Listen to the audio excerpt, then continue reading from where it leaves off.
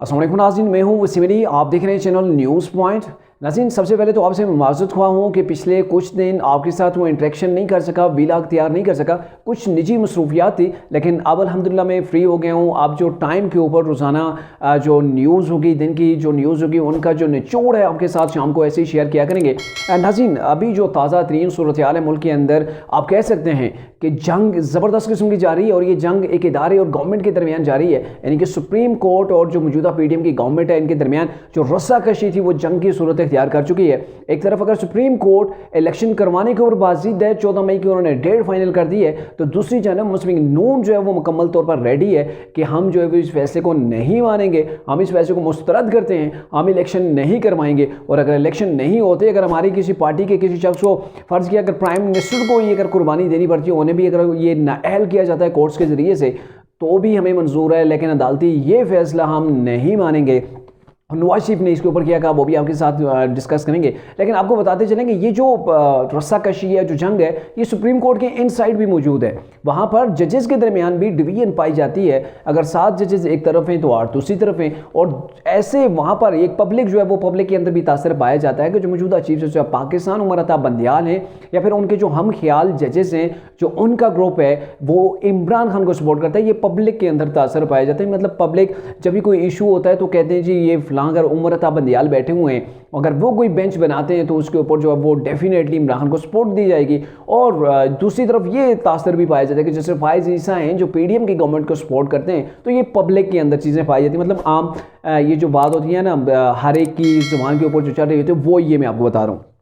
और देखें, इसका एक अमली नमूना भी आपको दिखाते हैं। अमली नमूना कुछ ऐसे हुआ कि आपको पता है कि जैसे फायज ईसा के 3 रुकनी बेंच ने ये फैसला दिया था कि आज खुद नोटिस, यानी कि 100 मोटो जो नोटिस एक्शन लिए गए हैं उनको रोका जाए उस वक्त तक जब तक जो है वो पार्लियामेंट इसके ऊपर मुकम्मल तौर पर आइन साजी नहीं कर लेते, या इसके आइन की जो है वो वजाहत मुकम्मल तौर पर नहीं कर ली जाती, तब तक 100 मोटो एक्शन जितने भी उनको रोका जाए। और ये उन्होंने इसलिए कहा था क्योंकि chief justice of Pakistan Umar Ata Bandial ने इलेक्शन के मामले के ऊपर जस्टिस एजाजुल एहसन के कहने के ऊपर और उनके साथी एक और जज थे उनके कहने के ऊपर इन्होंने क्या किया था कि आज खुद नोटिस ले लिया था, 100 मोटो एक्शन ले लिया था, तो इसके ऊपर इन्होंने ये कर दिया। और फिर उसके बाद होना तो ये चाहिए था कि सुप्रीम कोर्ट का जो मोस्ट सीनियर चीफ जज हैं, जो नेक्स्ट जो है वो पाकिस्तान के चीफ जस्टिस ऑफ पाकिस्तान बन जाएंगे, उमर अता बंदियाल की कुर्सी उनके पास आ जाएगी जस्टिस फायज ईसा के पास, तो उनके फैसले को भी chief justice of Pakistan Umar Ata Bandial ने खातिर के अंदर नहीं लाया। और दूसरे रोज़ ही रजिस्ट्रार सुप्रीम कोर्ट से एक सर्कुलर जारी करवाया जिसके अंदर ये कह दिया कि ये जो चीज़ है, आप वो पहले फैसला वो अलग था, वो हो चुका है, तो ये फैसला जो वो इसे काला दम उन्होंने, मतलब अगर शॉर्ट में कहते हैं तो काला दम करवा दिया। यानी कि एक सुप्रीम कोर्ट का जो मोस्ट सीनियर जज है उसका फैसला रजिस्ट्रार सुप्रीम कोर्ट के ज़रिए से जो है वो मुस्तरद करा दिया गया, उसे काला दम करार दे दिया गया। और फिर भी उसके बाद जो अता उमर बंदियाल का 5 रुकनी बेंच था वो टूटा, 3 रुकनी बेंच बन गया, और 3 रुकनी बेंच ने फिर भी फैसला दे दिया। हालांकि ये बाउंड थे सारे के सारे कि जब तक आइन साजी के ऊपर नहीं होती तो कोई भी आज खुद नोटिस है उसकी कार्रवाई आगे नहीं बढ़ सकती, लेकिन उमर अता बंदियाल ने बढ़ाई। ये आप देखें कि सुप्रीम कोर्ट के अंदर किस कदर जो वो डिवीजन पाई जाती है। फिर जो जैसे फायज ईसा हैं उन्होंने ये एक लेटर लिखा रजिस्ट्रार सुप्रीम कोर्ट को कि आप अपनी कुर्सी छोड़ दें, निशस्त छोड़ दें, आपको यहाँ पे बैठने का कोई हक नहीं है, आप एक जो जुडिशल जो आर्डर है आप उससे मुअत्तल नहीं कर सकते एक इंतज़ामी आर्डर के ज़रिए से, तो आप ये सीट अपनी छोड़ दें। और इस फैसले को सुप्रीम कोर्ट के जो चीफ जस्टिस हैं उन्होंने इसके ऊपर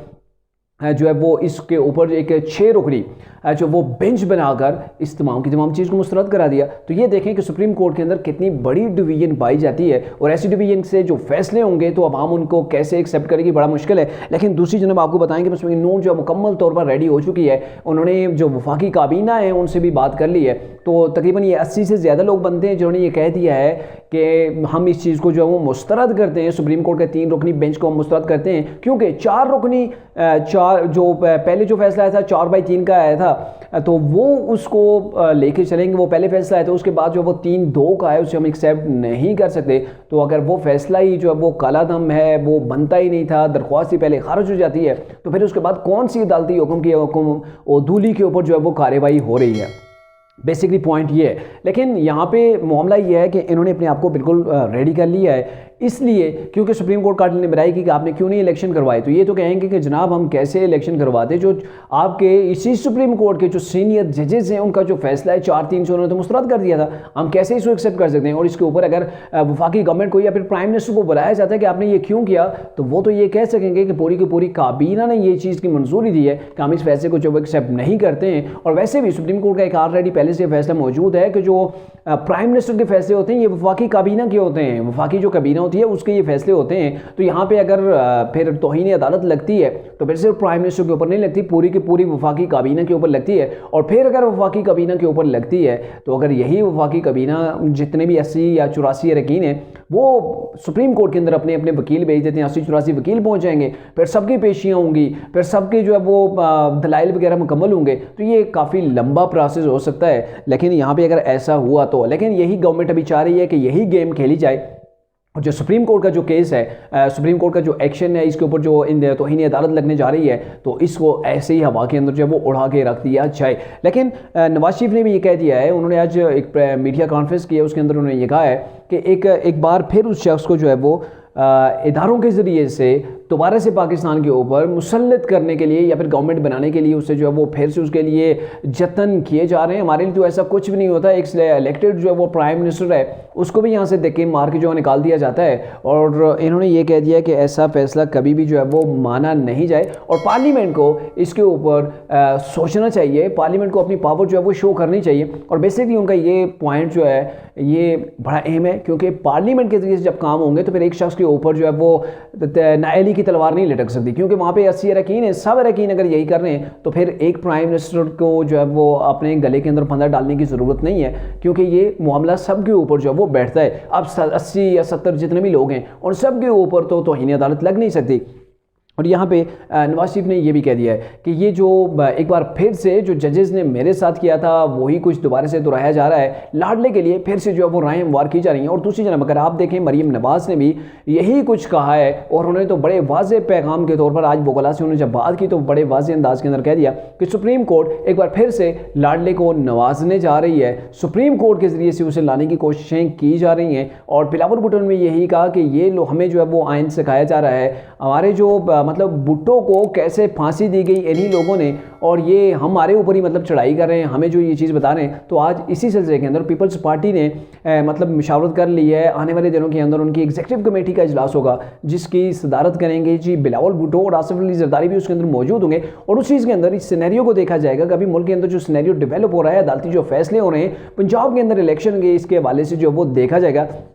और मेरे ख्याल में पीपल्स पार्टी मुस्लिम नून कोई भी इस इलेक्शन का बाईकाट नहीं करेगा, कोई भी ये नहीं चाहेगा कि इमरान खान को पंजाब जो है वो हाथ के अंदर प्लेट के अंदर रख के उन्हें जो है वो पेश किया जाए। और अभी ये मतलब बात जहन के अंदर आ रही है कि सुप्रीम कोर्ट के ज़रिए से मतलब जो एक कहते हैं ना ज़बान ज़द आम, वो है कि पंजाब के अंदर इमरान खान की गवर्नमेंट बनवाने के लिए बड़ी कोशिशें की जा रही हैं कि इमरान खान को पंजाब के अंदर गवर्नमेंट मिल जाए। और आपको पता है अभी जिसको पंजाब के अंदर गवर्नमेंट मिल जाएगी, आने वाले दिनों के अंदर जब इलेक्शन होंगे, जनरल इलेक्शन, तो जनरल इलेक्शन के अंदर वो आराम से वफाकी गवर्नमेंट जो वो बना सकता है। और दूसरी जानब मुस्लिम नून ने आज तमाम इत्तेहादी जमातों के जो लीडर